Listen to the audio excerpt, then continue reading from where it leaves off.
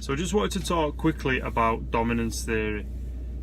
So dominance theory is something that's very common in the UK. A lot of people refer to it as like a default setting if they're not sure what the dog behaviour is or how to correct it.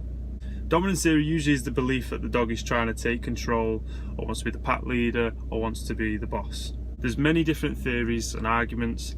One in particular about 25 years ago involved a lady called Dr. Sophia Yin. Now her and a team of people, they incubated a pack of wolves and they basically monitored them for 18 months.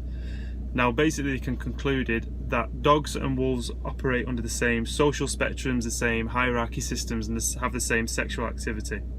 That study was then retracted a good few years later, and basically they republished that all dog behaviour stems from reinforcement. However, you've got big influences in the UK that you see on television that makes dominance theory what it is today. The problem with dominance theories is what looks like quick results is because the dog is now acting out of fear.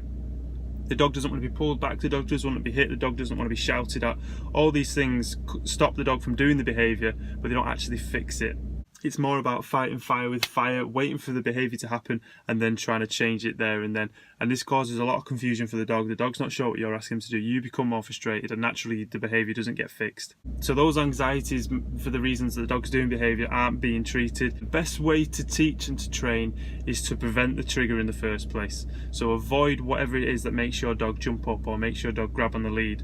That way we can teach the dog to do something else rather than having lots of different opportunities to practice that behaviour. So using positive reinforcement methods, it's a much healthier, it's a much nicer way to train and interact with your dog. Rather than shouting at your dog every 2 minutes, pulling the dog back on the lead, hitting them, causing them some sort of discomfort, which will cause their confidence to drop. If every time we're interacting with them, we're really positive, we're making it a nice experience and we're avoiding those anxieties that are causing these different behaviours, naturally your dog's confidence is going to be a lot higher and we can teach them something different and avoid the behaviour that we actually don't want.